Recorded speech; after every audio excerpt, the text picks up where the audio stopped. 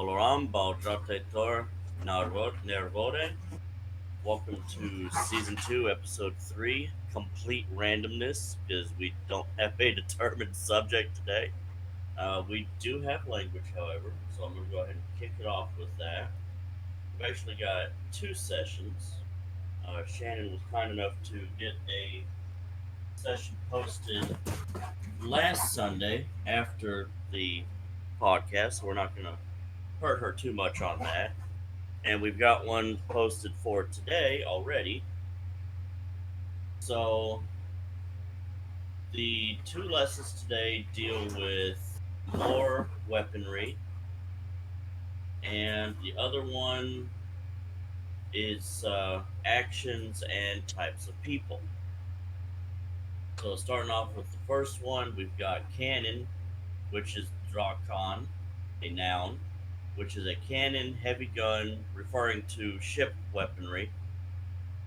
We've got a long range tracier, a sniper, which is a ramser, a noun, or it can also be talking about the marksman side of it. We've got curved saber, which is beskad, a noun, slightly curved saber made of Mandalorian iron.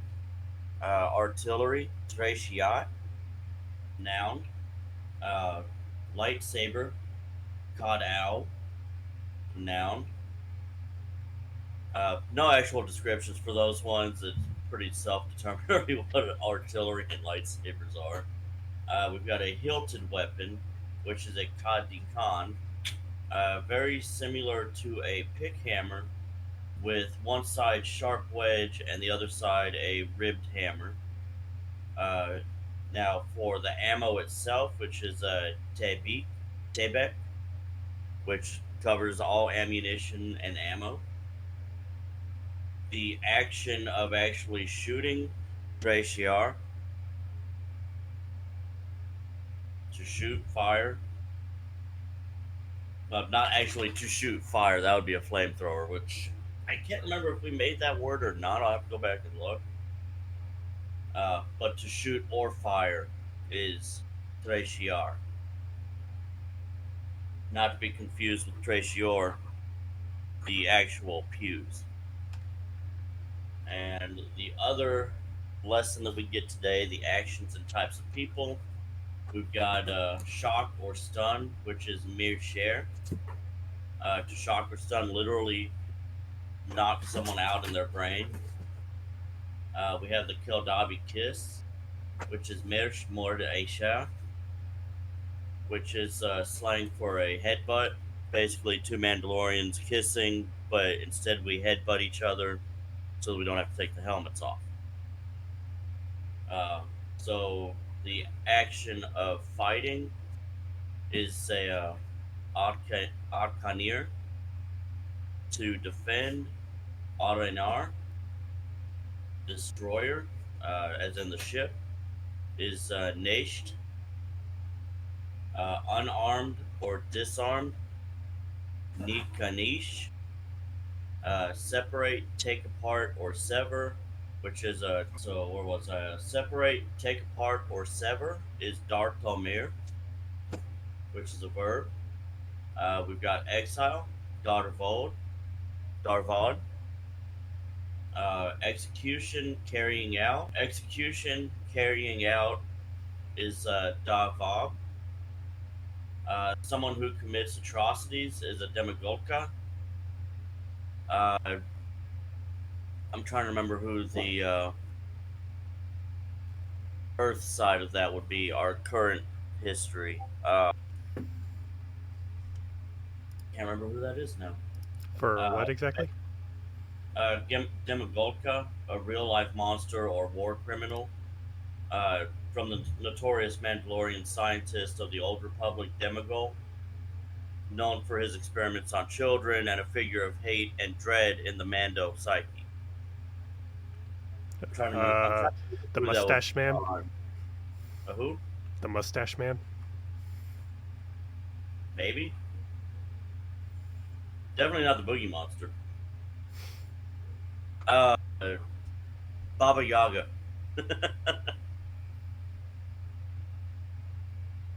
Although I guess that would be the same thing as a boogeyman. Uh, Hitler comes to mind. Uh, Stalin. Stalin. Hitler was who I was referring to as the Mustache Man. Ah, gotcha. I did not get the reference. I'm sorry. I was about to say the Mustache Man does not narrow it down when it comes to terrible people. That It seems like really part of the does. checklist. That's fair, but one of the most iconic things about him is his particular mustache. Which, a little history lesson, real quick. Sorry, my brain's gonna force me to do this until I get it out. The only reason he had his mustache like that is because of his gas mask. Please elaborate. Yeah. Having the gas masks that the Germans used didn't allow for the full mustache to be properly sealed, so it wasn't. So that style of how it is, like just right under the nose, was actually quite common amongst German soldiers. Either that or they just get rid of it entirely. Yeah, but other countries allow beards and mustaches, and they found that it doesn't affect gas masks as much. At the But time, yet, at the time, the they thought it military would. will have to be clean shaved still. Biological warfare was still in its infancy back then, so the knowledge we have now is much different than the knowledge they had back then. I'll give you that one. Yeah, back then, at the time, they thought that anything that would get between the skin and the gasket of the gas mask would prevent a proper seal, which. Not completely wrong, but wrong on certain levels, I guess. I mean, the Nazis were wrong on all levels, but Oh that's yeah, beside the 100%. I'm not arguing that at all. Well, this is World Not War at One all. that I'm referring to. And I mean, since we're already talking about the Nazis, one of the weirdest fashion things besides their mustaches was the fact that they would like stick horsehair in their open wounds to create much more gnarly looking scars. Was like, yeah, it kind of looks cool, but But why? again, I don't know. I know you don't know why. You're not old enough, and you're not German. Here, look here. Just because it's factual doesn't mean it's fair to say. Am I going to need a counter for that phrase? Counter for what phrase? You'd have had to have been in the group chat earlier. Oh. I mean, technically I was, but I was trying to get my headphones working, so I couldn't hear what was going on. Oh no, this was like at the beginning of us hopping in around. Oh, gotcha. Anyways, So that's pretty much our language sessions for today. Hopefully, I didn't butcher any of those worse than I normally do. I wasn't seeing language lesson number 12. I saw 11 and 13. Did 12 I get see taken 11 down? and 14. I think Vod Shannon misnumbered some of them as 11.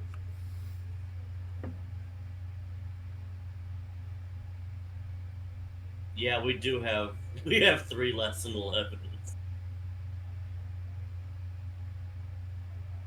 Because the most recent one I see is 13. I don't see 14 at all. 14 is the one I just covered about actions of people.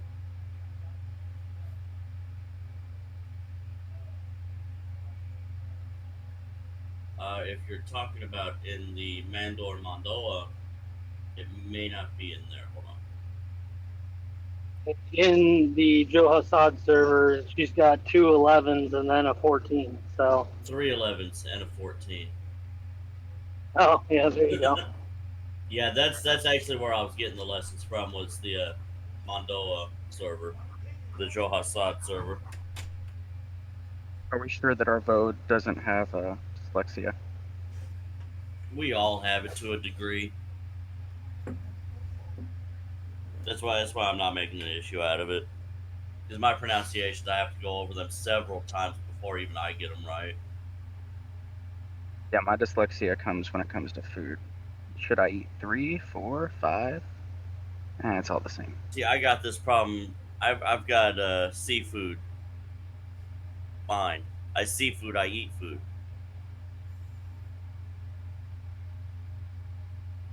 That's my. Oh, but anyway, this has, in case it hasn't really sunk in based off the randomness in the previous title, this podcast is going to be pure and utter chaos. There is a little bit of method to the madness. We promise. We do have a skeleton structure, but yeah, we're going to be kind of just My winging defense, it. I forgot what day it was, so I apologize. I meant to put out a post yesterday in the podcast channel of the main server. I think we should put that up after we're done with the podcast. That way, it's got a good week long for people Yeah, to see. and I also forgot to put the event creation, which is part of the problem. I forgot that. It usually gives me a reminder that hey, you're getting close to this date. I was like, oh, sick. No bueno. Neshchate. Hey, some of my language is sticking. Typically, those ones are the ones that people tend to stick to more frequently. Yes, let's get on to the topic we were getting on when I joined the server. We were talking about fur missiles, our kutikas, our fur babies. Animal companions. Yes, that's why I said fur babies. By the way, that word is kutika. Kutika. The ika of little one and kute for fur. So little fur is the literal translation. Me personally, I've got a 5-year-old shepherd boxer mix. Her name is Jin, from Jin Urso, Rogue One. My girlfriend, who recently got moved in with me, has a purebred German shepherd named Leo. Yeah, I said your name. What you gonna do about it? She also has a spicy cat named Jessie. I don't know the breed.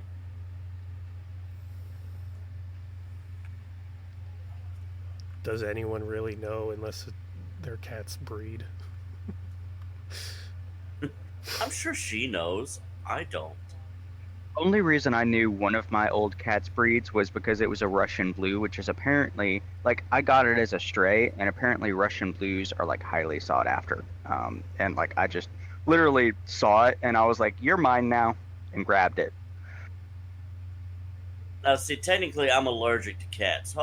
Luckily, my allergies haven't hit me as hard as I expected them to, which is kind of nice. But I also make sure to wash my hands specifically right after I pet her.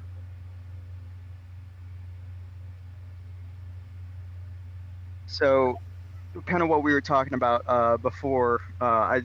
Again, we all of us have ADD and ADHD. In case you weren't wondering, so that's where the pure chaos can come in. I think Zell is the only one who has more than 2 brain cells between his ears.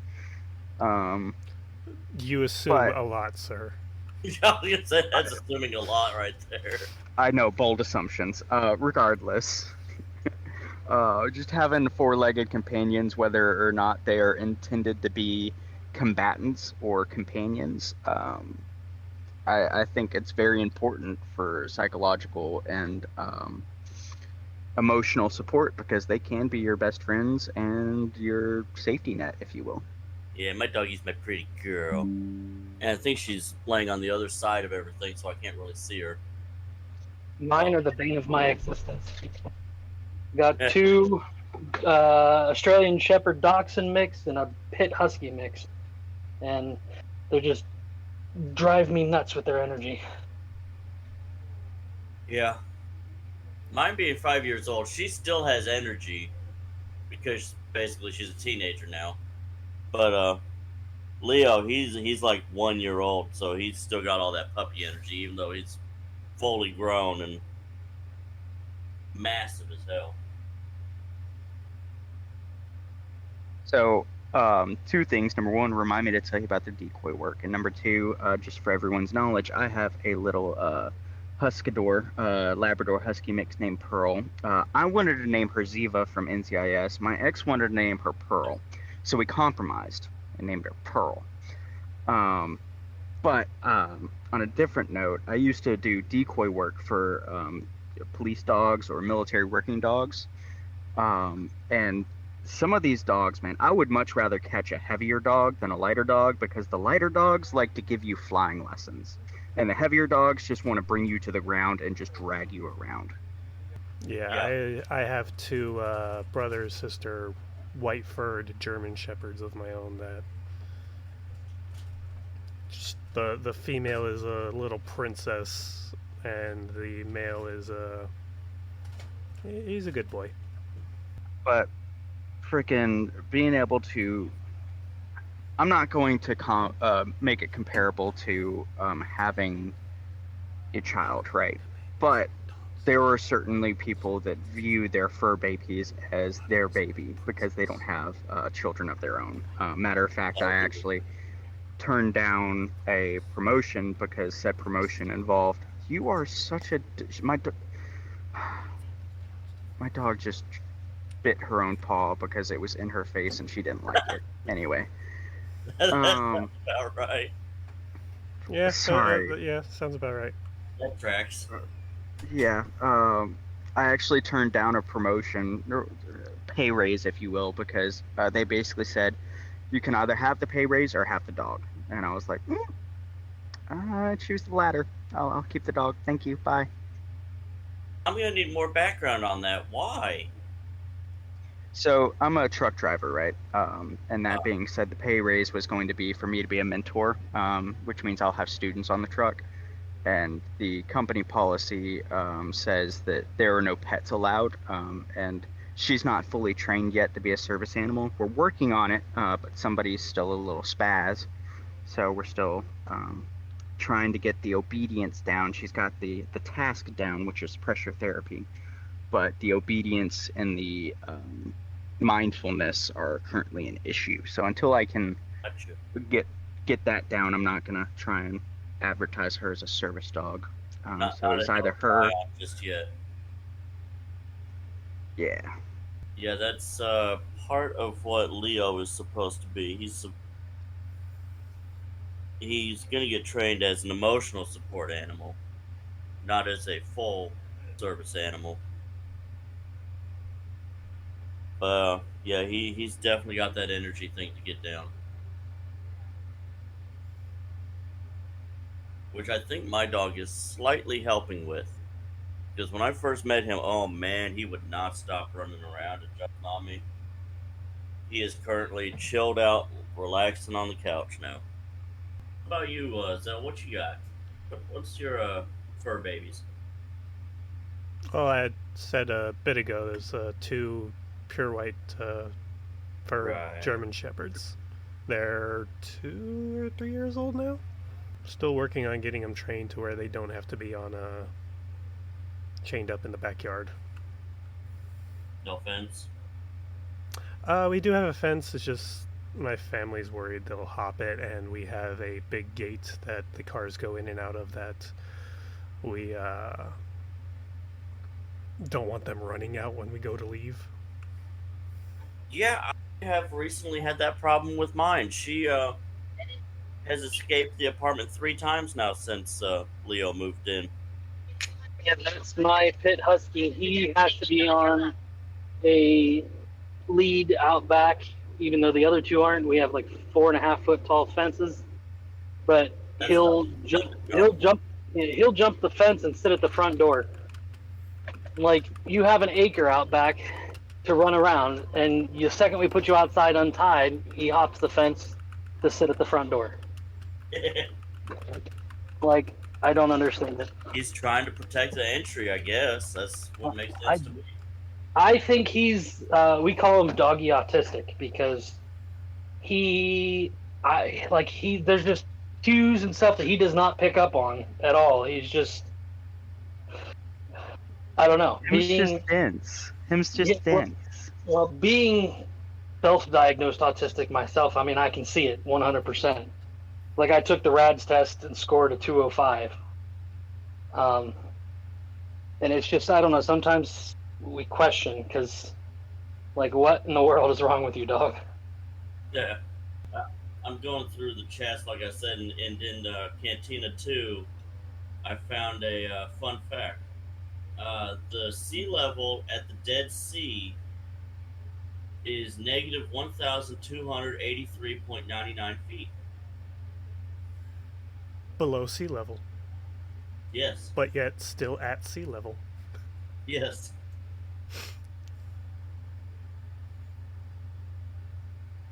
Okay, hold on. You just triggered freaking. Oh. Okay, hold on. What did I do? No. Oh no. I think it's more what I said in comparison to it.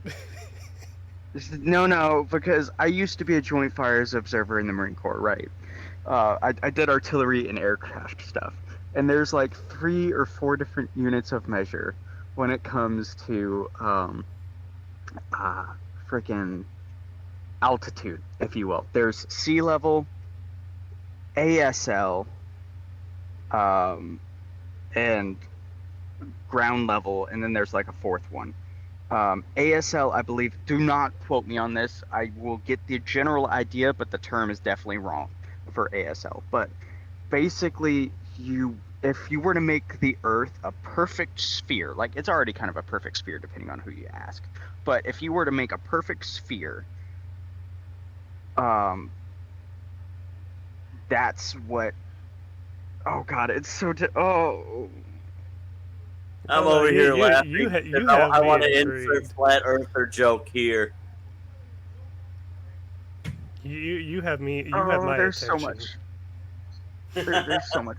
Okay, so let me start off with the easy stuff, then we'll get to the advanced stuff. Above ground level is basically determining altitude from ground level. So if you're standing on Earth, 1,500 feet up in the air is 1,500 feet above ground level. That's the altitude. And then there's mean sea level. Mean sea level is the universally accepted measure of where the sea level is. Like true 0 feet. I wouldn't say true zero because it really depends on what your definition of true zero is. Because sea level is just about like the mean sea level, like what you were just talking about, would be the accepted 0 feet. Yeah. Which mean sea level is the most commonly accepted form of telling the altitude or whatever you want to call it, the height. And then there's the other one, which is basically taking the average height of the Earth, so to speak, and creating a perfect sphere. So it's, I believe, that particular one is actually a couple, I don't know how far above sea level it is, but it's above sea level. And it's kind of like the median height for everything. All right, so how can it be almost 1,300 feet below sea level, but be at sea level? Oh no, I was making a joke. That's not possible. That's not possible for it to be below sea level and still be sea level. It's below sea level. That's just the highest the water has accumulated. I was making a joke, being that it's the you said it was the Dead Sea or the Black Sea? Dead Sea. Or the Dead Sea. It's like, yeah, it's that far below sea level, yet still at sea level, because Dead Sea. But I mean, the pictures show the ocean. The Dead Sea is still considered a sea. Yes, but the current sea level at the Dead Sea, with picture, negative 1,283.99 feet. Mm-hmm. I don't want to play this game anymore. uh, I, I think we're, our brain cells are beating each other up trying to understand each other. I have the No, my explanation. I I Aliens. Uh, It's aliens. That's why. I was just trying to make a joke that it's like, it's the Dead Sea, so I know. whatever level it's at is sea level, even though it's below sea level. no, that's not how that works. That's not how any of this works. I don't know how it works, but fuck. I know, that's why it's a joke. Oh, before I forget, I just saw the post. For anyone who is wanting to go, we have a meetup that is being scheduled for September 22nd, 23rd, and 24th. If I'm not mistaken, it's going to be up in Ohio. Uh, this has been posted on the main Facebook page for those who are not in the Discord but do have the main page. Because how else are you finding this? Uh, I mean, besides randomly going on Spotify, searching Mandalorians and finding us. Yeah. Now, actually, I know of a few people who joined that way. Uh, so right now, I don't think of any activities that are being planned. It's mostly just a meetup. I'm sure there's going to be something planned in the next couple months for us to do. That is not a training camp like thing because we would possibly lose our legal standing if we start doing those. Uh, Topic that was brought up in a Facebook Messenger group I'm part of. We cannot do training camps. Nope, bad No. idea. So, from what I understand, the current idea is that we're going to be playing airsoft, and then there's going to be some classes being given, not in a training camp environment, but like agriculture classes or just like exchanging of knowledge and information rather than like trying to have like left, right, left, and then everybody standing next to each other bringing up guns. No, no, that's not how. No, we're no, Nope, Mm, absolutely not. that is not the no. way. That's not what we're going to do. No. Talking about like agriculture and whatnot, that's perfectly fine as far as I'm concerned. Yeah, like I know I'm gonna be going. The hotel that it was originally gonna be at, I have no problem with it. Well, I see no problem with it for everybody else. The reason why Fur Babies got brought up is because I'm gonna be going up there for that gathering, and I'm gonna be bringing my little fur baby. And unfortunately, that particular location does not accommodate fur babies. So I'm going to be staying right down the road, which again isn't really that big of a problem in my opinion. I'm still going to be able to participate in all the activities, and I would encourage you, no matter where you stay, if you want to come and you have the ability and the resources, feel free to come. But if you don't have the resources, ability, or time, please do not force yourself into something that will cause hardship or strife. Yeah, and where it's at's actually just below. I own property in just north of Steubenville. It's not very far from there, but I don't know if I'll be able to make it or not. It looks like it'd be super fun, but who knows? I was gonna say in regards to hotels and whatnot, having um, preventing pets. I believe it's federal level laws that say they can't deny service animals. Yeah, so if you have a service animal, obviously you're exempt from that. Mm-hmm. Again, kind of the conversation that we had previously, where I'm still working with her to get to the service animal level, because I'm not willing to die on the hill yet until she can represent me to the best of her ability. Mm-hmm. Well, even if the animal's in training, it still counts as the service animal.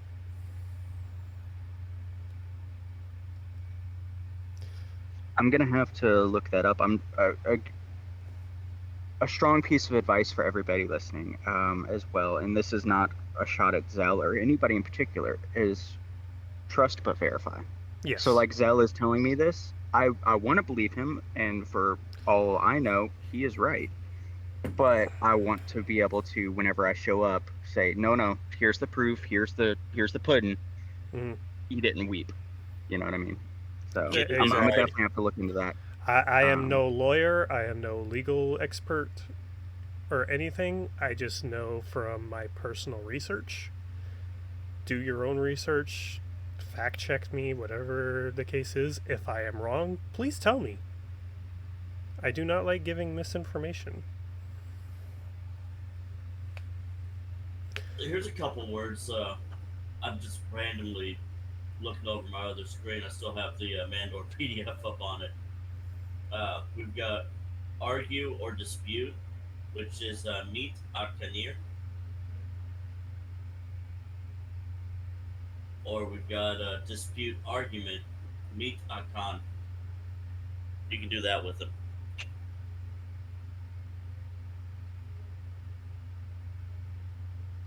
Yeah, total random subject change. I'm sorry.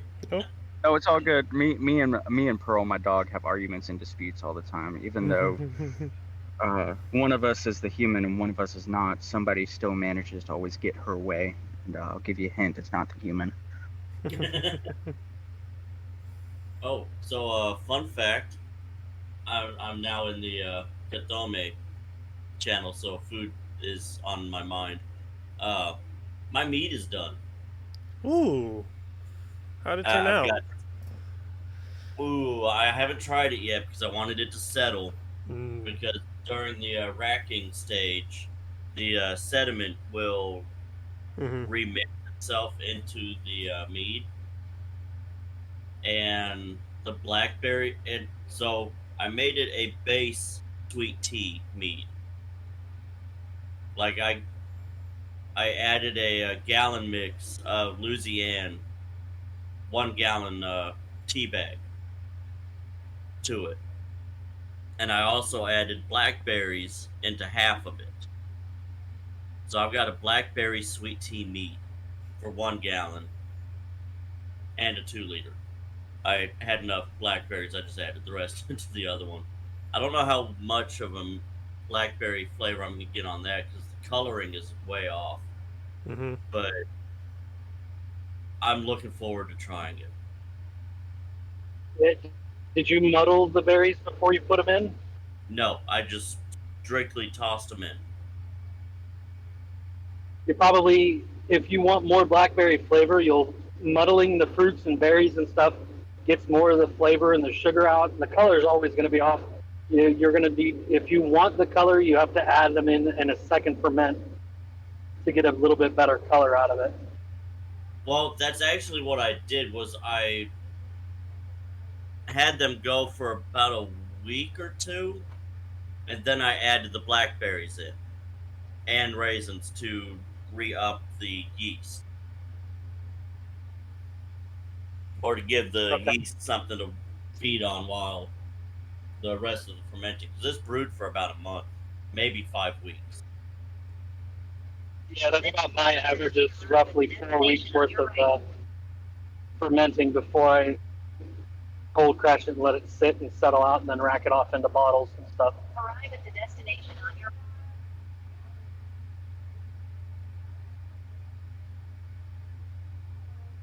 Yeah, this might have been 6. It's been about 5 or 6 weeks since I started it. I think it was the first weekend of April that I started it.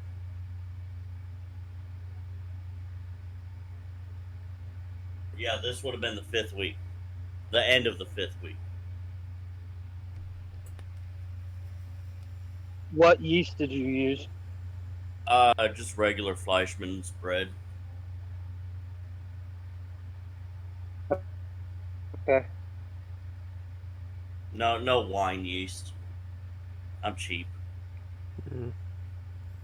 It still does the effective job that it needs to. I want to try my hand at making some mead or some like old school ales. It's really not hard. It's just three simple ingredients: water, yeast, and honey. Mm-hmm. Most expensive thing you're gonna have to buy is the honey. I just bought a 5 gallon jar of honey from Kroger last night, and it was like 25 bucks. Hmm.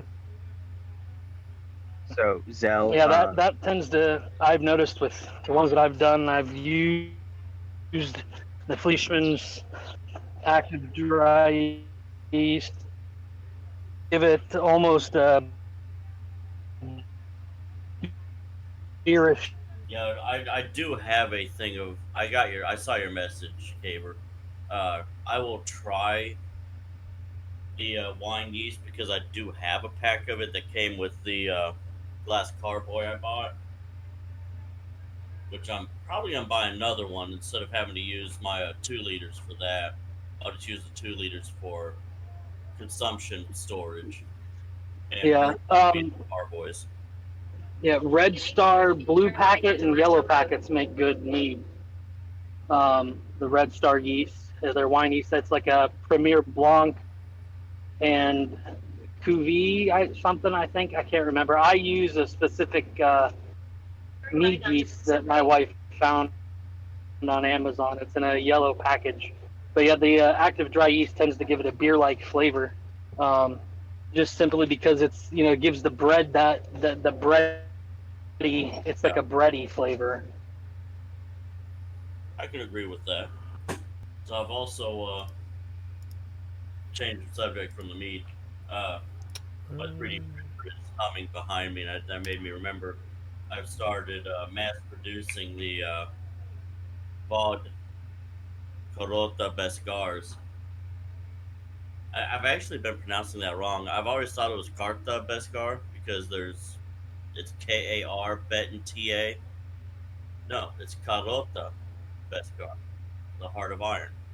I've started to mass Okay. print my 3D design that I designed. The one that looks like the rupee from Zelda, apparently. Well, it's not intentional that it looked like that. It's just how the design came out, and it looks pretty fucking great. And if I can find my phone, which I know I brought, or at least I thought I did, I'm gonna mute and go find it real quick so I can take a picture. So a little update. Vodhayam is correcting me on something. Per the ADA, which is the federal level in regards to service animals in training are not considered service animals to be taken into public places. However, some state and local laws do cover animals that are still in training. So for that, you would want to look at your local laws of the area that you are going to be traveling in at that point.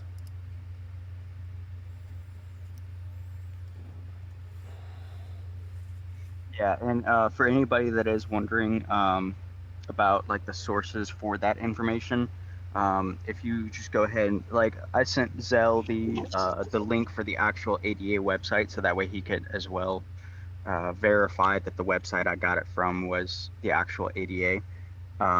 Whenever again you guys are looking for information, I highly recommend just going straight to the source and trying to find source information rather than secondhand, third-hand Mm-hmm. topics or conversations. So that way, again, the proof's in the pudding. It's like, mira, here. Because Zell was correct. Like, yes, in certain areas, service dogs in training are covered in certain areas. You know what I mean? So he wasn't wrong. It's just, it depends answer. Mm-hmm. I know, and this is something I learned when I was doing security. apparently, at least in the city that I live in, I'm not 100% sure if it was the entire state of Texas, but if an individual claims their animal as a service animal, I wasn't even allowed to ask for validation. I just had to take them at their words. It is such a touchy and difficult situation to deal with, And as especially with people. Go ahead. Oh no, continue. Sorry. Especially with people that want to bring a service animal or what they claim as a service animal and that is acting absolutely a fool, and they don't realize that the service animal is an extension of them. And if you walked into a facility and you peed on the ground, or you came up and you started licking people in the face, like, that service animal is an extension of you. So if it's not acceptable for you to do it, it's not acceptable for your service animal to do it. Yeah, being that my dad was a dog handler for the military, as well as didn't train dogs. Excuse me, sorry. Didn't train dogs in the civilian world, but had a small thing where he taught people how to train their dogs.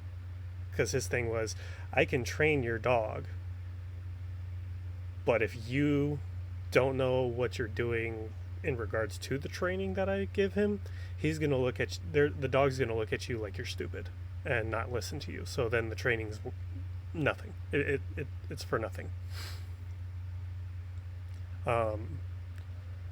So when I'm sitting here doing security for businesses and I see someone come in and they claim it's a service animal, I'm sitting there and I see how the dog is acting, and I just know in my head, it's like, that dog ain't a service animal, but I can't say anything against it because they're claiming it's a service animal. And one thing that I would like, excuse me, one thing I would also like to point out is, if someone has their animal and they're claiming it's a service animal, do not go up and pet it. That dog is supposed to be on duty. That dog is working. Do not distract it. Do not pet it randomly. And don't go up to it and go, "Who's a good little working dog? Who's a good little working dog? You are. Yes, you are." Rule of thumb: any dog you see in public, ask the owner first, because you don't know if that dog is protective or not. Mm-hmm. You might be on the wrong end of his anger. That too. Contrary to popular belief, it's the small dogs that are the more aggressive ones too. Not a lot. And yes, I will die on that hill. No, I I can think you're attest right, to because I that. think You can Chihuahuas see were the the most dog. aggressive. Chihuahuas, Dachshunds, they are rated as the in the top 5 most aggressive canine species. Even though one of them I don't consider a canine personally. Arrive at the destination on your Wow. No, when I'm delivering Chihuahua's a packages, rat. and there's Mm-hmm. Yeah, when there's dogs out when I'm delivering packages, it's always the little ones that I have issues with. The big ones that come up to you, pet them as I'm getting out of the van, that kind of thing. But the only time I ever had an issue was a little long-haired Chihuahua. I put the package down, took the picture, got 10 feet from the van, and it was trying to bite me.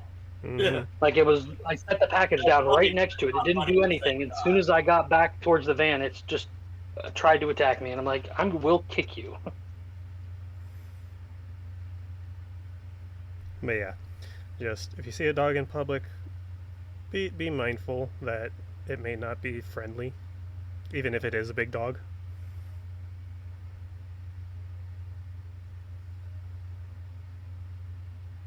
And for the love of God, even if it is like a big dog or you don't know, never walk up to a dog, stare it in the eyes, and put your hand in its face. Nope. Bad idea. They will take that as a sign of aggression. You just putting your hand in their face is not going to get them to get you to know you. That's going to make them uncomfortable. Mm-hmm. Now, Yeah. if you want to put it well below their face area, and get down on their level and look away from them, like don't even make eye contact, look away, that tells them that you are not a threat, and then they'll kind of get your scent, and then you can kind of reestablish dominance later. But the dominance thing, don't do that. My I always recommendation. let them do their sniffing. Yeah, my recommendation is if the dog's with its owner, ignore the dog. Interact with the owner. The dog will assess you based off of how you interact with the owner. If you immediately try to interact with it, the dog will be like, I don't know you. Get away from me. But if they see that you're getting along with the owner, they're more likely to be okay with interacting with you. Like, oh, you're good with my person. Okay, we're cool now. Mm-hmm.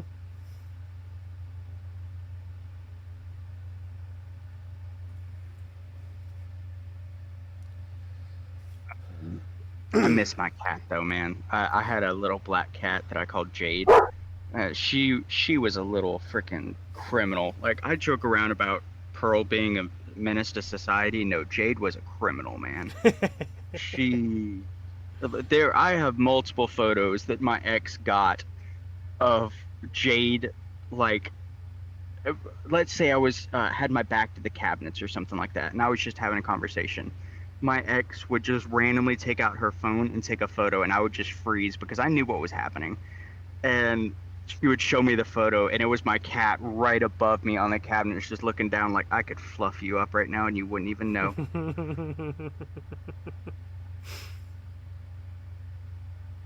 She was a sneaky little thing. So Pearl's actually my my safety check. That being said, she actually caused me to sleep last night because if I wake up from like a nightmare or something like that, or like I have like a PTSD episode, which like after I wake up or whatever, I'll check her. Like, I'll look at her, and if she is still like laying down and just looking at me like, Dad, you're doing the thing, I will understand that the perceived danger is only perceived. It's not reality, which helps a lot. And then if it's really bad, she'll like come up and lay on my chest like, Dad, Hey. we're okay. Everything's fine. But there are other times, and like last night was one of those examples where I woke up freaking out, and she was in the driver's seat, like looking outside, like as if she was looking at somebody like, my dad's in here, and if he wakes up, you're fucked. And like I went out there and nobody was there, so I think somebody went by my truck or something. I don't know, but she doesn't normally like get up, so she's my safety check. And her little freaking goofy ass decided to play hide and go seek with somebody last night. I don't even know if somebody was there, but they weren't there when I got there. Mm-hmm.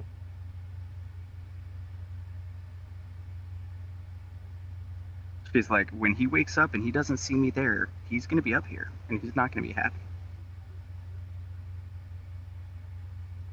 I'm working on a new design right now because my mind told me, it's like, hey, this is a good idea to do. But I'm turning the Corota Pescar into a pot and pan holder, like what you would screw into the wall. How many of y'all would want to buy something like that?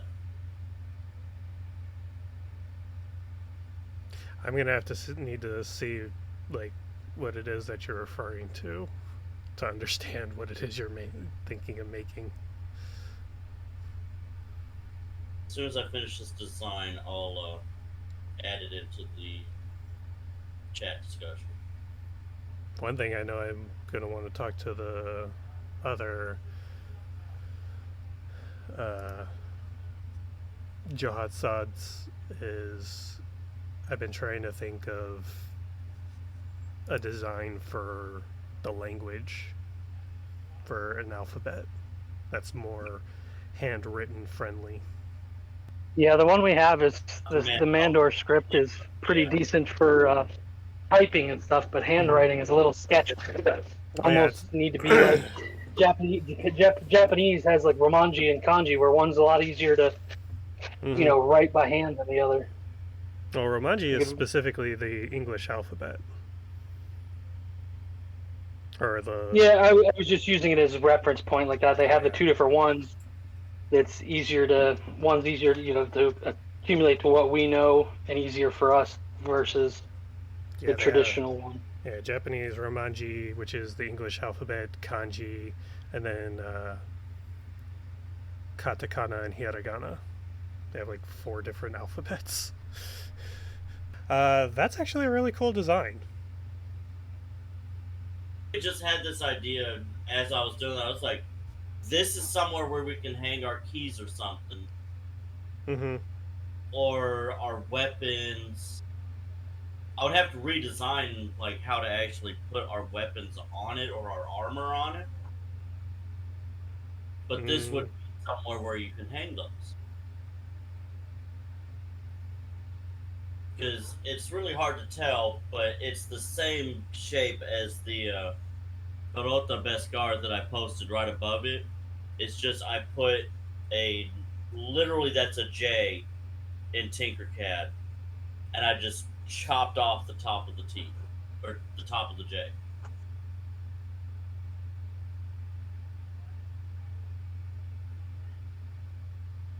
Because what I'd done was I was getting tired of my pots and pans just sitting around in a.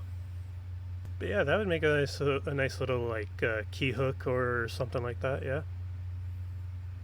If we made a giant one for that could hold like a plate carrier or something, would be really cool too. Now that would be. I'm not exactly sure what the weight ratio would be because this is 3D printed. Mm-hmm. I would advise something more metallic.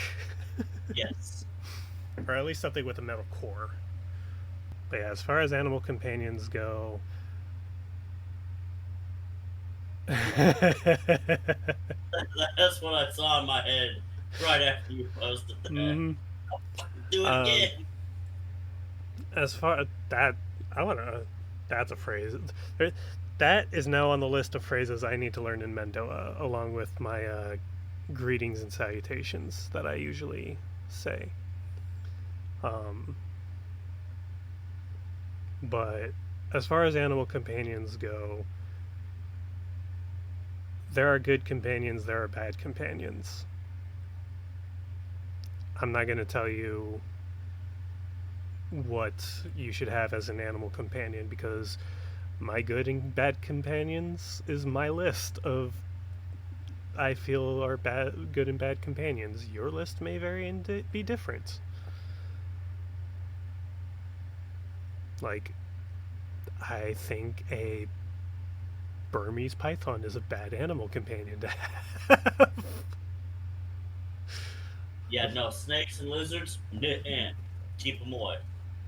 Oh, no, I like snakes and lizards. It's just the big ones that I'm like, no, you stay at the zoo. I still laugh that my mother, when I was in middle school, asked, how would I feel if she was to get me a Komodo dragon as a pet? I'm like, Mom, those things get about 6 feet long. And she's like, oh, never mind then. Oh, never mind. Because I have a thing for dragons. Now, bearded dragons I would love to have. I would love to have a bearded dragon as a pet. I think they're cute and cool looking. Funny enough, anyone who's seen Holes, the movie based off the book, the yellow-spotted lizards were bearded dragons painted with animal-safe yellow spots. Please tell me it was safe. Yeah, we used to have a bearded dragon, and he was kind of mean. But we've also had an African gray parrot that I was the only one that she liked. She bit everybody else.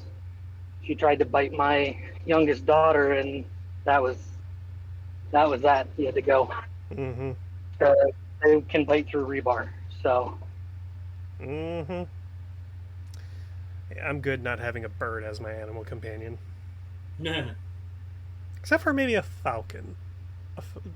Learning falconry would actually be kind of cool and fun, I feel. Technically speaking, I could also make this into a light switch cover. Oh, there you go. Yeah. You could. I just thought about that. I actually looked into falconry as a kid because I've always had a thing for birds.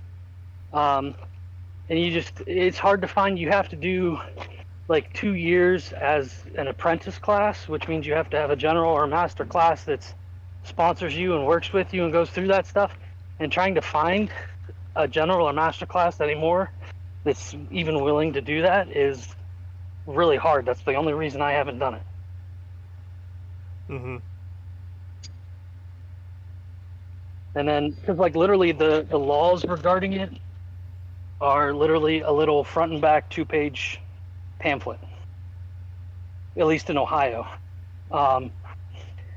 It's just finding somebody to help you out to get started. Like, I mean, obviously you have to have the right housing and stuff for it and land, but me having grown up on a 160-acre pig farm and my grandparents have a 300-acre dairy farm, I got plenty of land to fly it. But Yeah.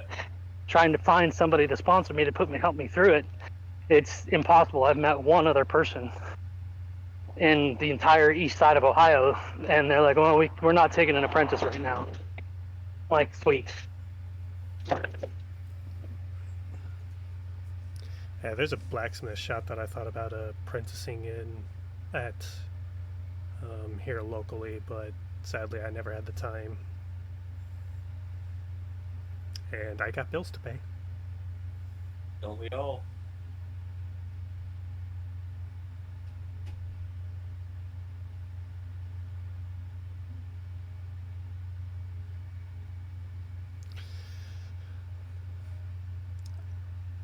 This actually just popped into that I'll ask once we're done recording.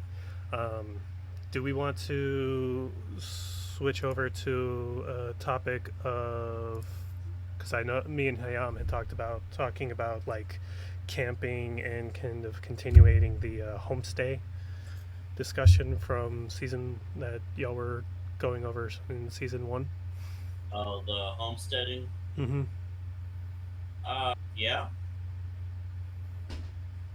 Because I've done a bit of looking into that kind of thing, because one of the things I wanted to do last year was convert like a van or get my hands on a bus and convert it into basically an RV of sorts. And looking at some of the things that I was planning on doing for that, I was like, this could be for like I was mainly trying to do like off-grid living, but mobile. Understandable. I mean, that was a topic that we had covered back then, and can and should be covered again if need be. Mm-hmm. Because I know you went over like hunting and trapping was the last episode of season 1. Do we want to just do basic camping discussions, like things that one would need for just basic camping? Yeah. Go over a camping supply list. I mean, some of this can also go into one's bug out bag as well. Here's a question for you. How many of you guys have a bug out bag? Like, shit hits the fan, you need to get out of Dodge. Honestly, I'm I scared don't of my have bug out bag one sometimes. Go ahead. with me. My brother has made like 10 for the whole family. And he's really easy to get to. Plus, he can't go anywhere unless I go pick his ass up. So I'm scared of my bug out bag because there's so much value, so to speak, in my opinion. Not necessarily financial value, but perceived value for me in that one bag. So I keep it close by almost at all times because that has everything I've needed to survive in a worst case scenario, and based off the training and all the stuff that I've done, like I've grown a very deep sentimental value with most of the stuff that's in that bag, you know what I mean? Mm-hmm. I mean, a bug out bag is something that should be more so kind of stashed away and not in the out in the open, more or less, because you don't want anyone just grabbing and running off with it, obviously. Right. That's why I like the curtains that I've got in my car. No one can see the midsection of my car.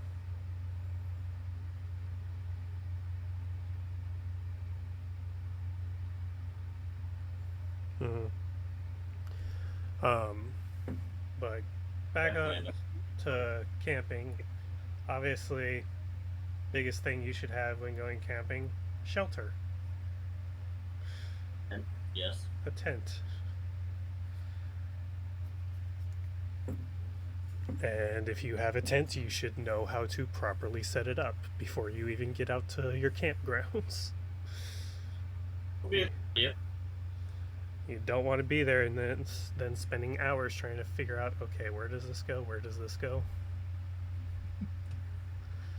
So another huge thing when it comes to planning is knowing what you're packing for or going to be doing. So like if you're just going regular, I say regular camping, like drive up to a campsite, you get out your car, unload your car and set up the tent.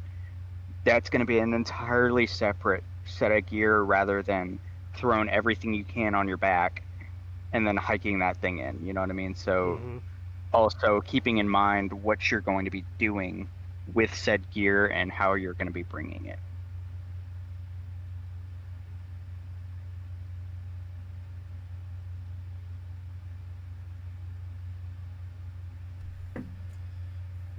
Yeah, Like because.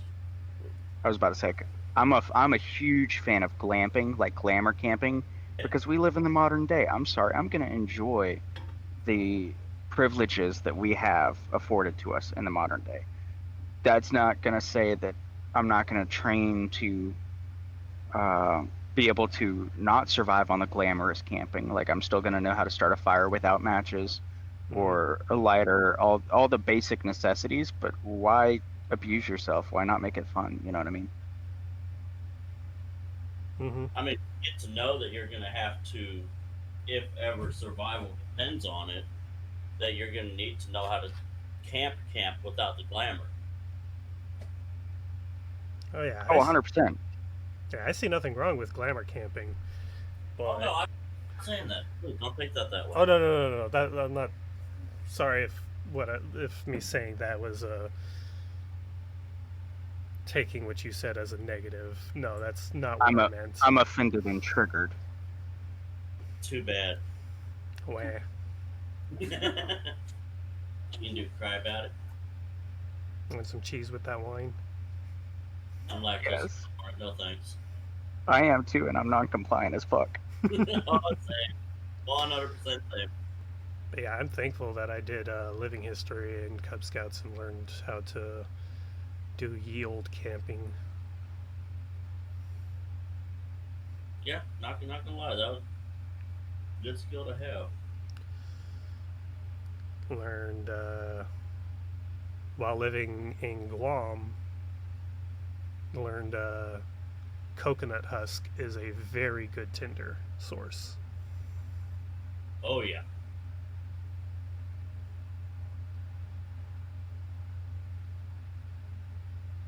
Definitely a leaves, any kind of brush. So something I learned, right, and I personally collect the lint from my dryer to use as fire starter type stuff. Mm-hmm. But something I learned through that process was actually I'm gonna have to be careful as all get out because my little fur baby has more than likely caused all that kindling and fire stuff to smell real bad whenever I do light it because it's gonna smell like burned hair. Mm-hmm. Uh, so if you do have pets and you are collecting the dryer lint, just know if you ever light that on fire, uh, it ain't gonna smell good. No. Yep. It's gonna smell like roasted cat or dog. Be ready for it. Yeah, lint is a decent tinder use. Obviously, those that are former military know how to craft old tinder boxes, right? So Flint like, and magnesium is definitely something to have on hand. Talking about like a thick piece of wood that you just carve up into little shavings and then use that. referring to like char cloth. Have y'all learned how to make that? I'm Your scared to lint say is no. wrapped up in like a toilet paper or paper towel or something. Oh yeah, that. Yeah, okay, sorry. That's yeah, that Well, makes sense. what I'm That's refer what I'm that's refer fine. sorry. Sorry. What I'm referring to is taking like little cotton square patches. You put them in a small like like metal container that can withstand a campfire with a small little hole, and you just put a couple patches basically into the small little box, toss them into the fire for a few, like a minute or two, pull it out, and you'll have some really nice small char cloth to use for as a tinder starter. For they catch sparks real easy and nicely. For if you're doing magnesium and steel or things of that nature. Because flint and steel is a fun thing to use. I mean, don't get me wrong. Obviously, proficiency helps. After Mm-hmm. I've seen some guys take flint and steel and start a fire faster than I do with a lighter, right? Yeah. But at your core, you need to practice that. Just like the guy who can start it faster than you can with a big lighter, you got to practice. So whenever you start practicing, don't be like, why can't I do it like them? Well, they practiced a lot. So don't be afraid to put your nose to the grindstone. You know what I mean? Mm-hmm.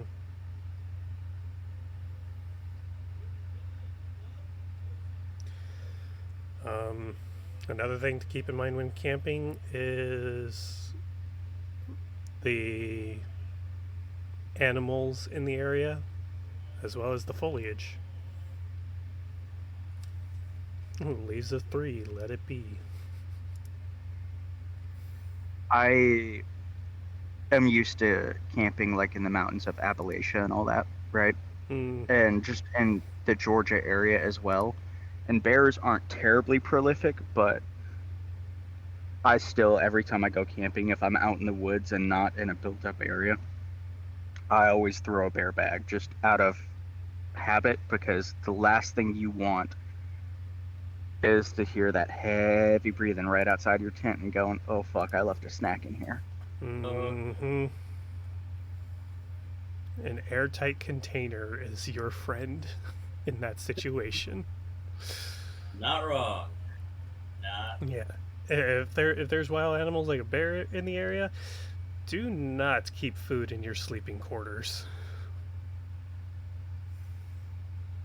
And even if you have like a fur baby with you, like I got my Pearl with me, right? Mm-hmm. I won't even keep dog food in there so she can like, especially dog food. Oh God, that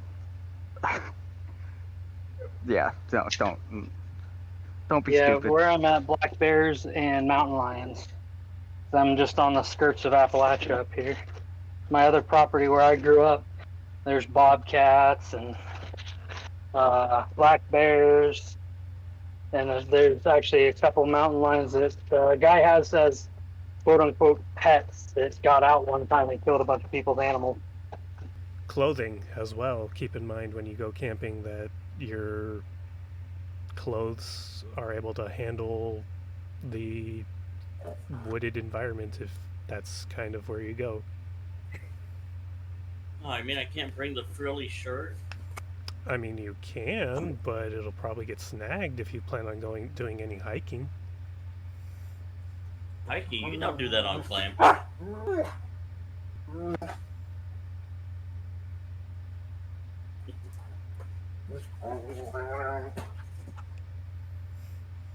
What's hiking? Right? And also, A ruck walk. Yeah. in all sincerity, though, like Memories one of. thing you guys should probably, I would encourage you to do is like just go on a hike. Pack a day pack, where like you're taking way more than you know you need, i.e., like you got a few cans of food in your bag, like a gallon or two of water, um, a tarp, a hammock, um, extra clothes, as if you were going camping, and just go on a hike. And it's not necessarily to give you a gut check or make you feel bad. It's more of a conditioning thing. Like you got to start somewhere. You might as well start small and then work up from there. You know what I mean? You always want to plan for more than what you expect, because you never know what might happen. Plan for the worst, hope for the best. Exactly.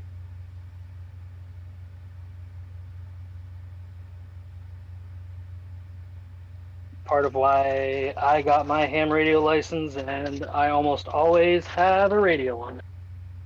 Not that I ever plan on using it, but just in case I don't have cell phone or anything like that, I got a way to reach out. Okay, so medication, right? When it comes to being an outdoorsman, um, obviously you need to make sure you have the medication that you were prescribed and you're supposed to be taking. But some of the other stuff that like you might want to consider is like, do you know the little travel containers of shampoo, travel bottles that they have at Walmart? Yeah. Mm-hmm. Go ahead and grab like a couple of those for like different ointments, or I would just grab one personally and get like that poison ivy treatment stuff, so that God forbid you don't recognize poison ivy, poison oak, whatever. You have like a travel size bottle, so that way you're not carrying around the full size bottle, and it's still something that'll be able to treat you. You know what I mean? Another thing you could do is you could make a small container using just PVC piping for And I'm not engineering inclined enough to visualize that, so I'm just gonna smile and wave. so You what can you also. Wait, boys, Sorry, smile. go ahead. go ahead, Kabur.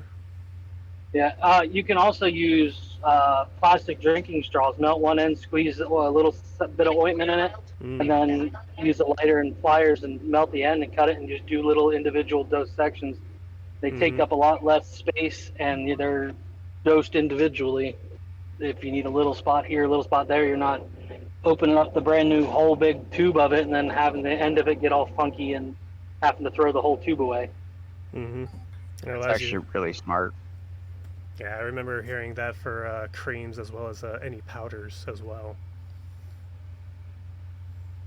Yeah, I actually did that for some fire starters. You unroll a cotton ball, coat it in like Vaseline, and then stick it in the little section and then clamp it off. And then you just have to cut a little section of the straw, pull a little bit of the cotton out, and light it, and it'll burn because it's got the plastic. I mean, it's not the best because of the plastic and stuff, but it'll do it, and it keeps it waterproof.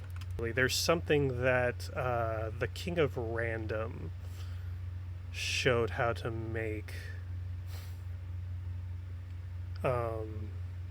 in regards to fire starting, and it was like a little acrylic plunger type thing that basically rapidly condensed air, superheating it to Fire piston. Yeah, there you go. Yeah, creating a fire piston. I'm trying to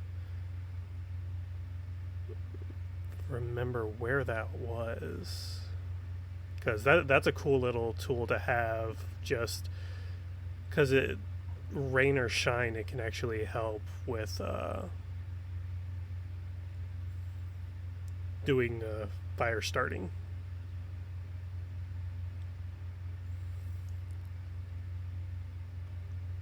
Yeah, you can like cut the nozzle end off of a syringe almost and do it, and just push down real hard and fast on Mm-hmm. top of like a cotton ball or something.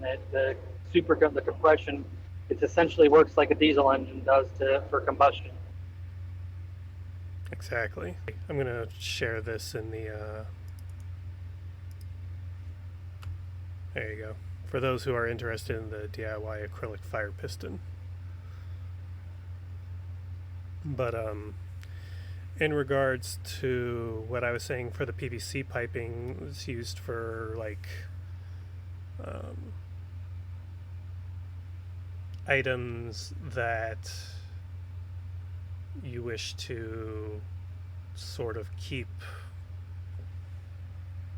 water water from. Basically what you do is you take a PVC pipe, probably like 4 to 5 inches PVC piping, cut it down to whatever size you want, put an end cap on it and a screw cap on the other side, and you got yourself a little container that's able to hold the stuff.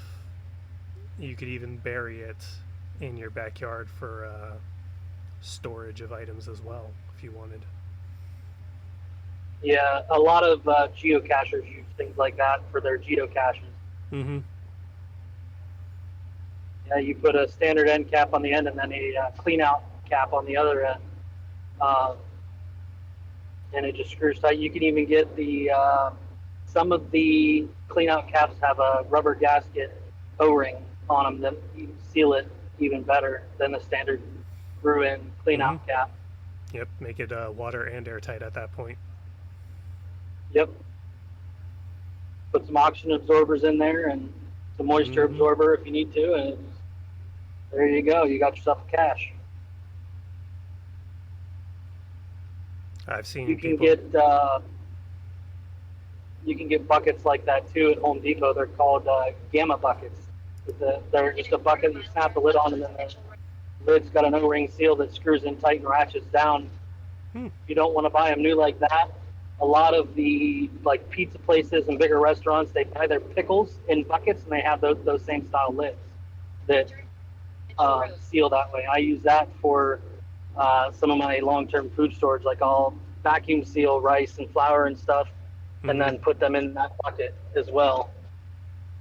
Oh, there you go. But yeah, I've seen people do what I was saying for like ammo, treasures,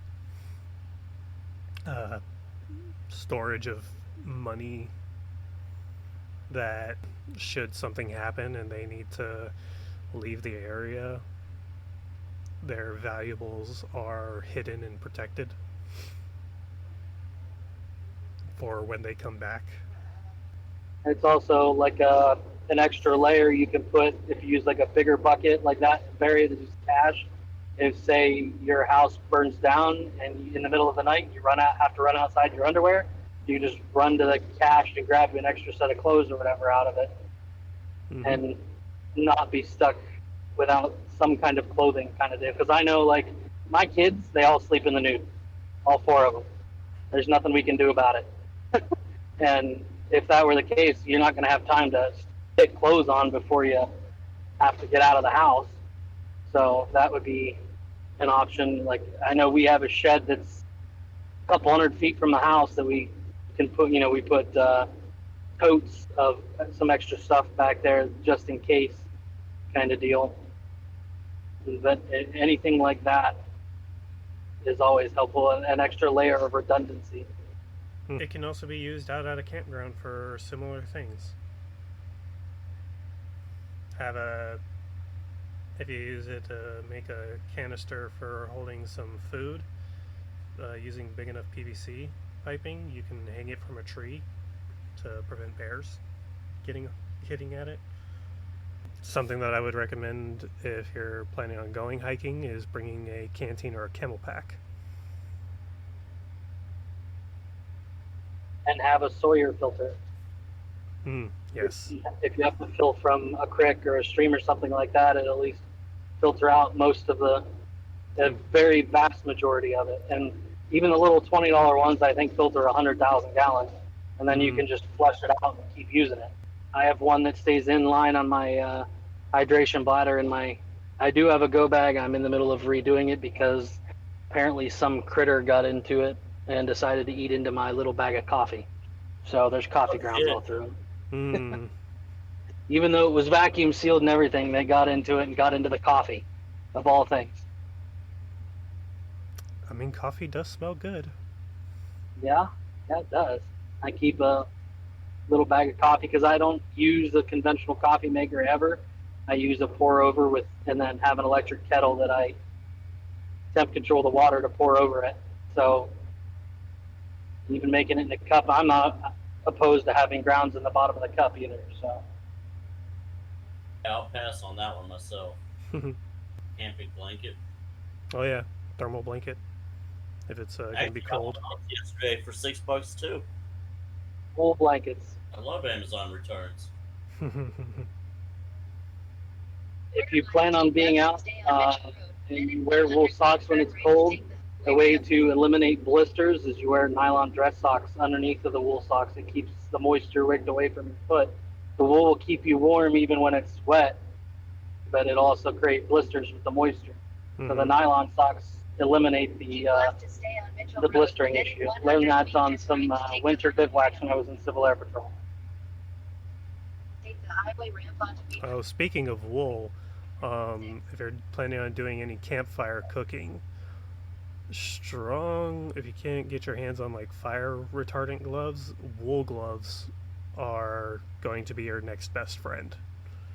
They actually work just as well as modern day fire retardant gloves. Do not use leather gloves.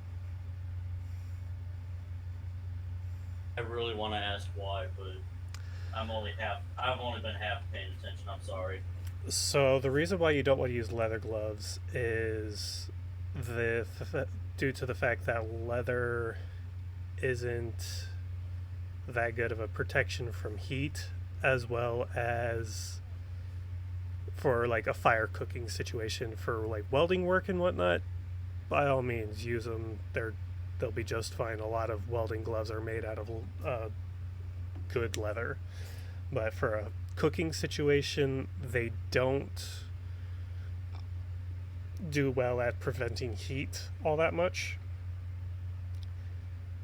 Whereas wool actually does resist heat more so than people realize. Like, for an example, when I was in living history, doing living history for the group that was a part of, the leader of our group took some of the other students and people to a cannoneering school, quote unquote, and they had a trough that they filled with black powder, and they hung up different kind of gloves from a string just like a foot above this trough of black powder. They had modern day fire resistant wool, leather, couple other different type of modern gloves, mind you. These are like modern gloves. And when they lit the pan of black powder and it did its thing of igniting whoosh and all that, the only two gloves that would not have caused harm or damage to your hands were the fire retardant, obviously, and the wool gloves. There were firefighters there getting training on like heat injuries or something there. I'm not entirely sure what it was exactly, but they were expecting the leather gloves to actually do fairly well, but the leather gloves actually shrunk. Oh no. Oh yeah, to like they would have had to like surgically remove the leather gloves had it they shrunk so much. They said that it would have had to have been surgically removed from Nice one's shot. hand. If a human's hand was in there, it would have had to have been surgically removed with how much they shrunk. And this is just an instant, like, second flash fire situation. Yeah, be careful of what y'all doing. Flash fires are not good. Do not use gasoline to start a fire, whatever you do.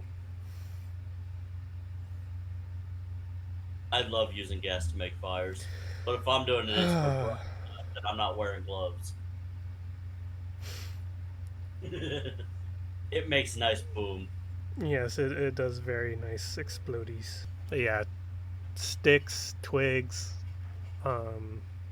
grass, not wet, too. Making sure that they're not too wet, because wet stuff does not burn.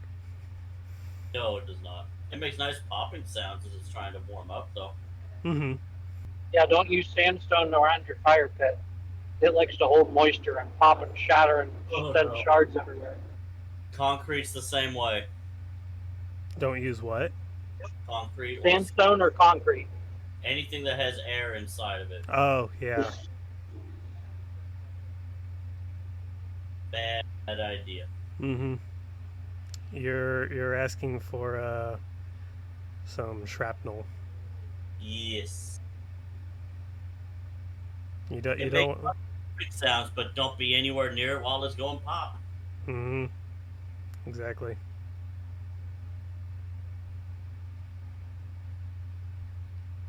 I've been having fun on my 3D prints at the moment. Yeah, that light switch one is kind of cool. Doubles as a key holder. Yeah. I'm not gonna lie, the Toyota Beskar is a fresh design by myself. Mm-hmm. But the light switch parts of it, I just looked on Thingiverse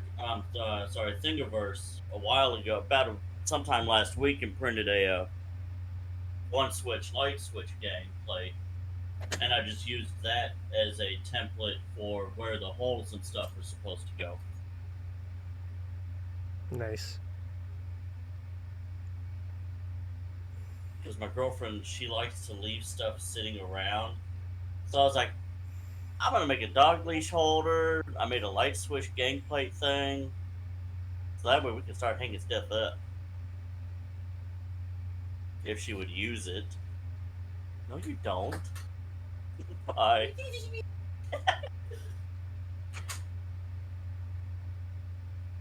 And now she's off to work. She does all the side hustle stuff. Mm.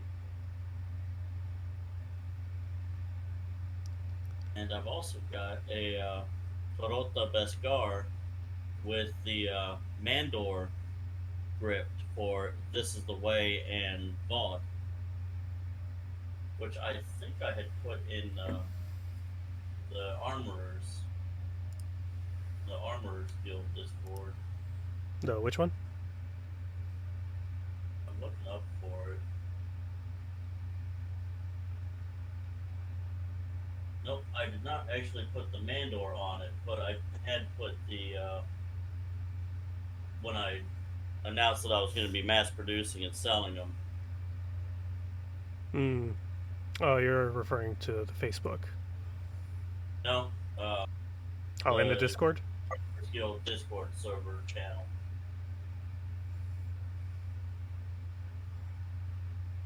It doesn't have the Mandor, but it does have the English Mandor. Ebekruni Vod.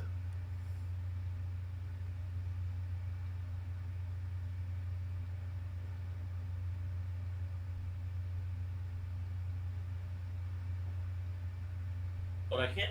If I want to put it on all of it on the back with the sigil, or if I want to split it with the VOD on top and Ibik Bruni with the sigil on the back. Mm. Let me show you what that looks like. Let me take a screenshot. Actually, just use my phone. It'll work. Like VOD above the sigil and Ebekruni a little lower down? I'm not sure if you want to go with this one or putting Vod above or on the Yeah, front side. either the one that's in the guild chat, the armorers chat, or Mm-hmm. the Mm, I kind of like the clean look of the top mm-hmm.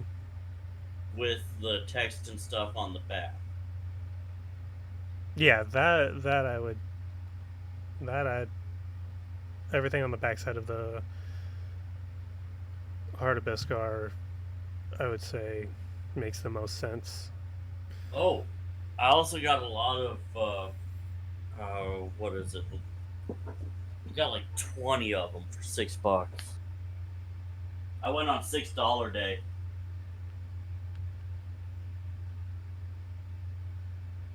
The double extra absorbent abdominal pads.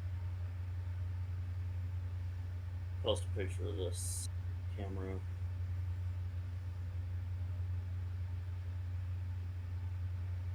There we go.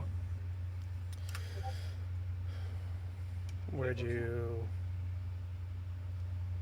Okay, it's in Mandela voice chat. Oh, would help if I actually send. I was gonna say, que donde? Oh, okay. I got like 20 of those.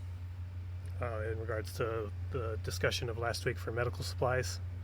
Yeah. Yeah, good chest packing. Yes.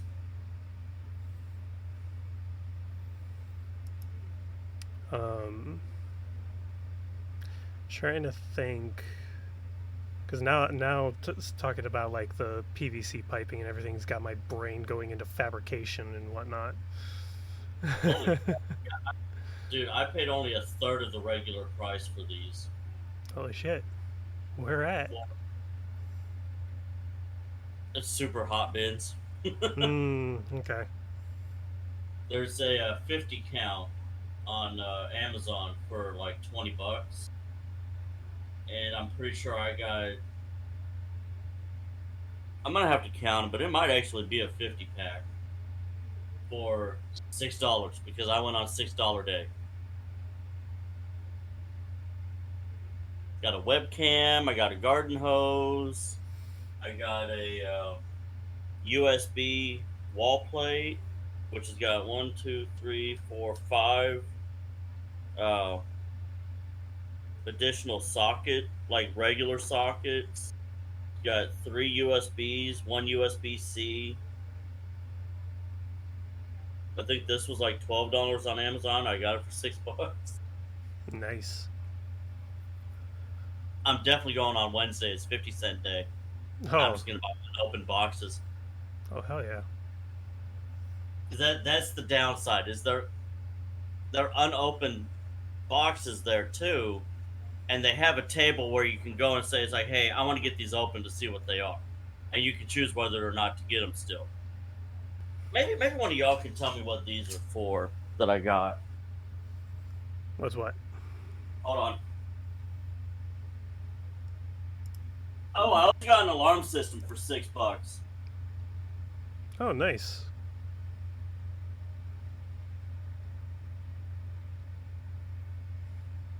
Now, question is, does any of this shit actually work? I don't know. That is the question.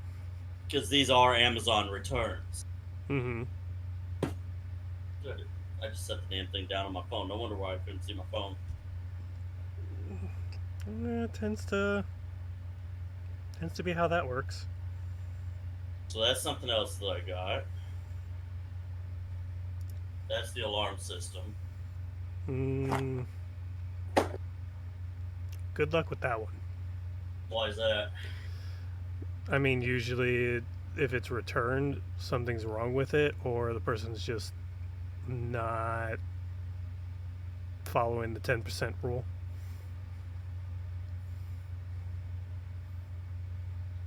Not to mention,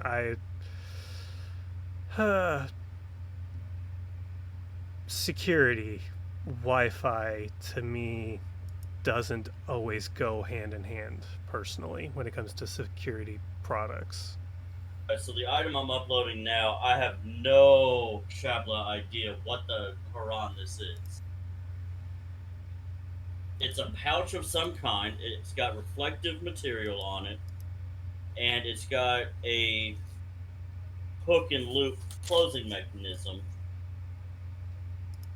But I've got no idea what I'm supposed to put in these, or even how I'm supposed to secure it closed. I'll be honest, first thing that comes to mind, it might be like a sandbag. It's not a sandbag. You're roboting Cubber. I thought you were saying I was. No, A Cubber's, sandbag or even a little Or something. dry bag. Roll it out. Oh, what? a little sandbag or a dry Can you bag. hear me? That was my idea too. But Yeah, Cubber, your signal's causing you to be like very robot-y. close it so that it will stay secure.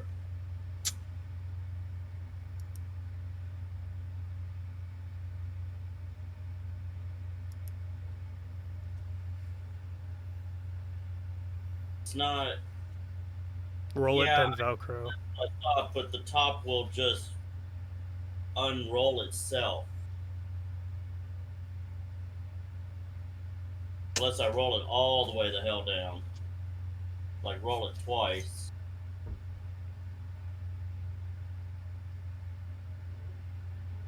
But then I would lose most of the bag rolling. Mm-hmm. Yeah, what we're seeing for those listening is a black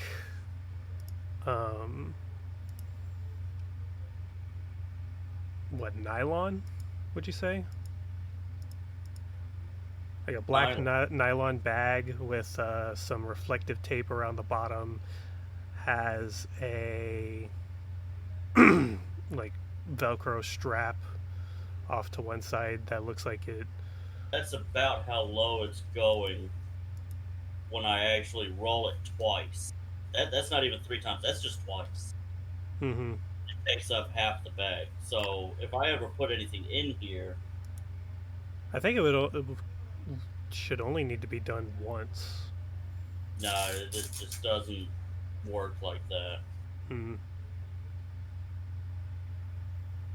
Like I said, it looks like it's something like a small sandbag or a dry bag of sorts. Yeah, but okay, the material is more like what you'd find in cold weather areas. Mm-hmm. That, like, you're putting on a winter glove. That's the type of material this is. So something that's used to keep warm, maybe?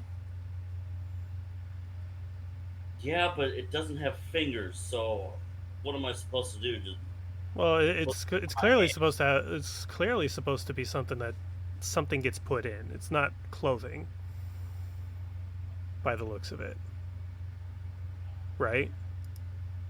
yeah, because the strap I could just easily just push over a corner and it'll just roll open. Hmm. But I got like 5 or 6 of these. I was Reverse. hoping there would be like safety vests, but they were vacuum sealed bags, so I couldn't open those. Mm-hmm. I don't know. Reverse Google image search.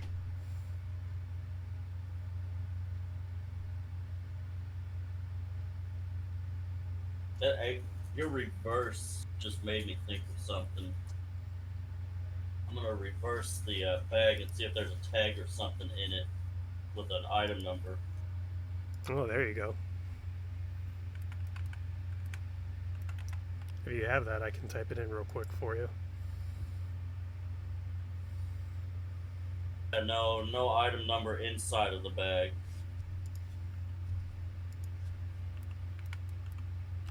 This is on Amazon, you said? I'm assuming because most of this stuff I found, like the wall plate thing, I found it on there. The extra absorbent abdominal pads, I found that on there. I'm sure the motorcycle helmet's on there too. Hear me? Yeah. Yes. It's a faucet anti-freeze cover. It goes over your spigots outside. Oh, okay. I found it on Amazon. I'll show you the link. I just did their quick. They have a shop by style. You can upload a picture to find it, and that's what I did. I sent the link there. Dude. Yeah, $12. Oh, okay. Yeah. Yeah, but I've got six of them. Well, you got 6 faucets you can cover now. Yeah. Yeah, they may. That one is simply a 2-pack, but there's probably multi-packs. Like there's another one that's a 4-pack that looks similar but a little bit different. It's probably just another like packaging deal on it, but it's essentially the same thing. I see one here that's for a 4-pack for the like long-standing ones that stick out of the ground. Yeah, I saw that on the buy with. Yeah, I think this one here might actually be a 4-pack of what you have, because it looks very similar. But well, guess we figured out what it is. Yeah. Yeah, if you open up the Amazon app, in the search bar, there's a little square-looking thing in the right side of it. That'll allow you. That takes you to the option to search by photo, like a Google reverse image search kind of deal. And 900 feet from Something I can do on my phone, or not on my phone, not on the PC. I'm sorry. Yeah, I see what he's referring to.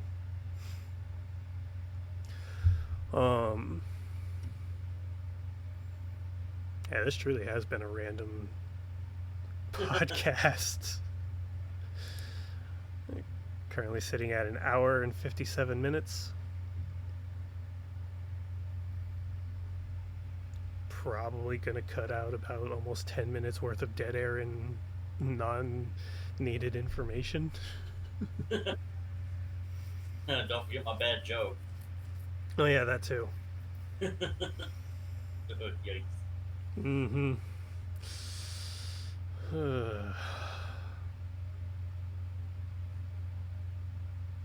I mean, hell, 2 of these is $12, so I wonder how much 6 of them go for.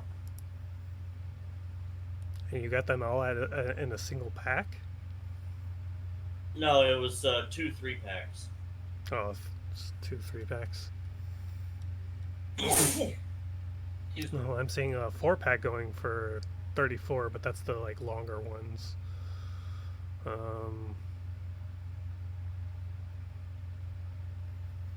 I see this one here for like $12. That might be what you have.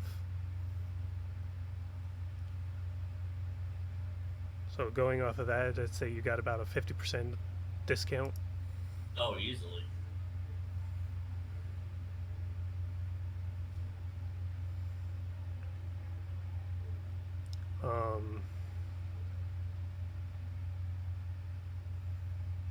Some things to keep in mind if you're planning on doing homestead is food, water supply, and power if you're actually wanting electricity.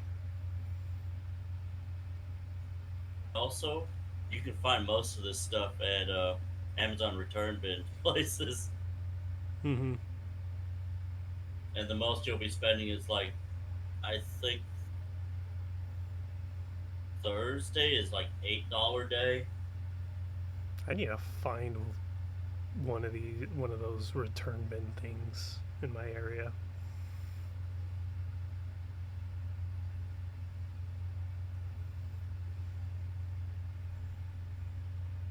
There we go. Alright, so Thursday is $10 day, Friday 8, Saturday 6, Sunday 5, Monday 3, Tuesday 2, and Wednesday is 50-cent day. Hmm. The only thing is, all of their sales are final. No returns, no exchanges, nothing. If you buy something that's broken, Mm-hmm. that's bad. You're SOL. Yes. But the amount of discount you're getting on it is extensive. Like I said, I went on $6 day, and most of the stuff I got is in the $12 to $20 range. Mm-hmm. I'm actually curious about this motorcycle helmet now. I'm gonna look at this item number if I can find one. Oh, it's a double XL, so it might be a little big for my head. It's a V-can.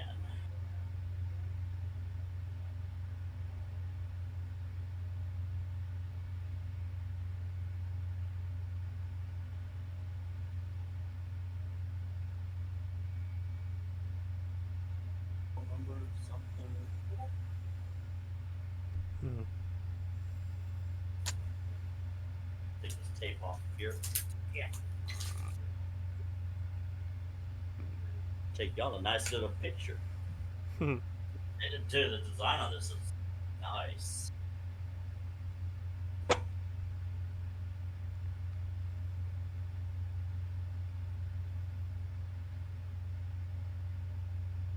There you go.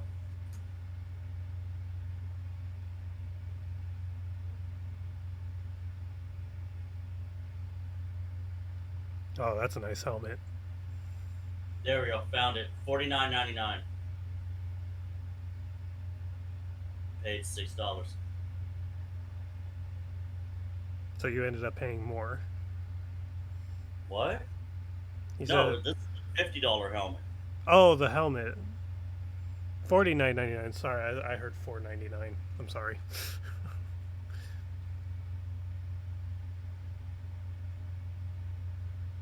Oh, $50. $50.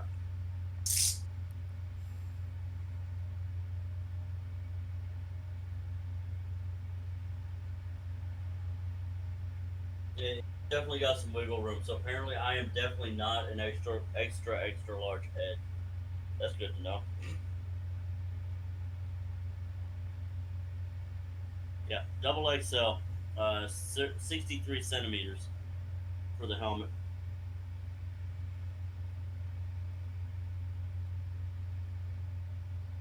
Good to know. I always thought I had a big head, but apparently not that big.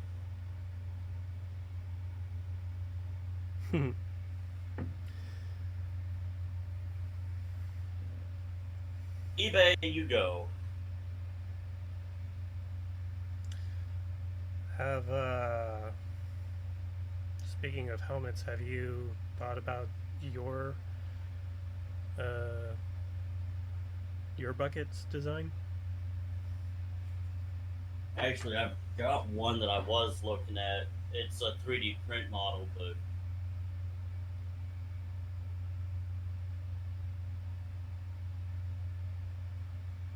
I mean, even a 3D print model can give you a yeah. good base to go off of. I actually printed one similar to the one you posted not too long ago in the Mando voice chat. The Ramikadish model. I guess, forget, I don't know if I'm saying it right, but it just doesn't have the viewfinder piece on it. I found the model on Thingiverse and printed it out. I had to print it in like 8 pieces because I only have a little printer. But Yeah. Which one are you referring to?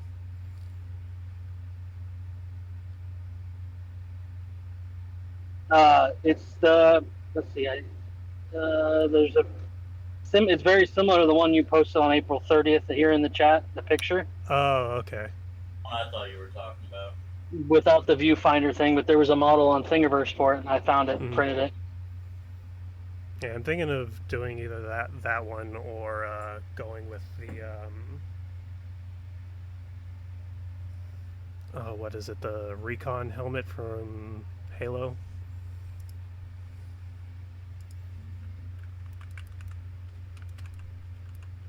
Which version of the Recon helmet?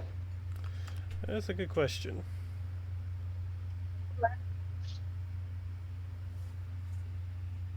I love. Um.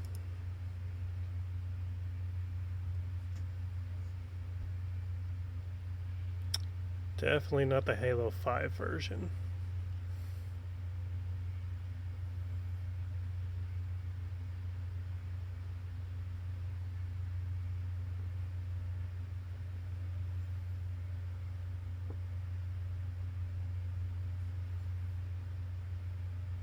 I don't know, maybe the Gen 1 or Gen 2.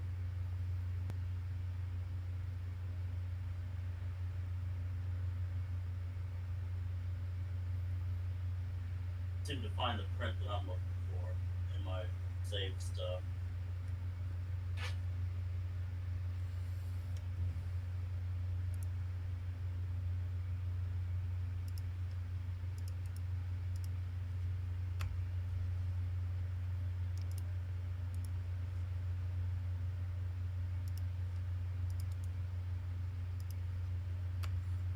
Yeah, probably one of those two.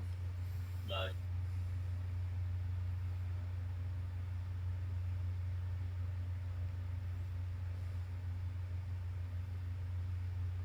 The second one mainly for the idea that it would have a possible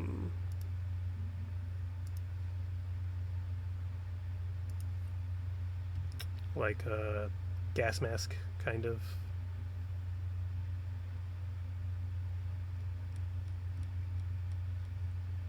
that's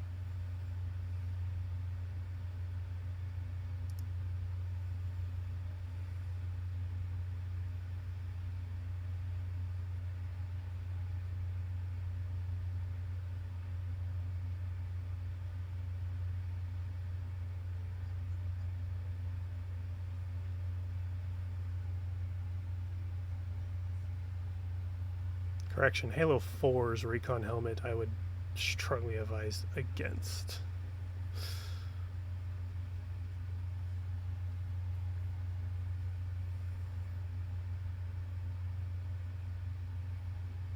The mouthpiece area just doesn't sit well with me personally. Caver again. Hmm? I just noticed the people we've lost in the chat. Oh, yeah. And now we are 3. Probably a good time if you haven't ended it already. Probably a good time to. Yeah, I'd say we've given the randomness its length. So, do you want to close out or should I? You go ahead. If you've made it this far, thank you for listening to the podcast. I know today is rather unorthodox. Hope we were able to give you a good language lesson, fill you in on information for our animal companions. Seemed mostly dogs for the most part.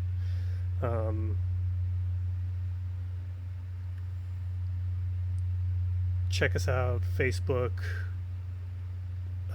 Linktree is on screen, QR code, and will be in the description.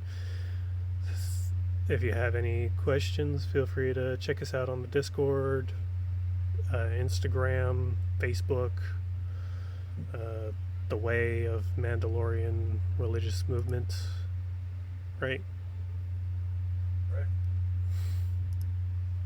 And until next time, I'm Zell. I'm Case. Ibik Rooney. Everybody. Ibikruni.